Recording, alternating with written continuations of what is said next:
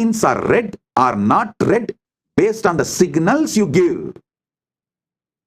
You control the gene expression through epigenetics, driven by perception and environment.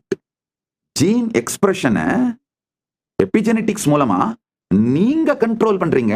உங்களுடைய cognition, உங்களுடைய perception, நீங்க உங்களுக்குள்ள create பண்ணி வச்சிருக்கிற என்விரான்மெண்ட், நீங்க கிரியேட் பண்ற தாட்ஸ் மூலமா. கேன்சர் மாதிரி, டயாபெட்டிஸ் மாதிரியான வியாதிகள் எபிஜெனெட்டிக்ஸ் கண்ட்ரோல்னால தான் உருவாகுதே தவிர பேட் ஜீன்ஸால கிடையாது. நல்லா புரிஞ்சுக்கோங்க. அதனாலதான் 95% கேன்சரும் 98% பேரோட டயாபெட்டிஸும் ஜெனட்டிக்கலா அந்த பெற்றோர்கள் முன்னோர்கள்ட்ட இருந்து வர்றது கிடையாது. 95% of the cancer is linked to epigenetics, not gene mutations.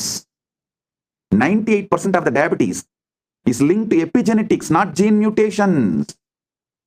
Epigenetics can be changed at any time by changing perceptions. நல்லா புரிஞ்சுக்கோங்க. எபிஜெனெட்டிக்ஸ் எப்ப வேண்டுமானாலும் உங்களுடைய பர்செப்ஷனை, காக்னிஷனை, எனர்ஜெட்டிக் போஸ்டரை, தாட் கரண்ட்டை, இன்னர் டயலாக, எமோஷனல் பேஸ்லைனை மாற்றுறது மூலமா மாற்றிவிட முடியும்.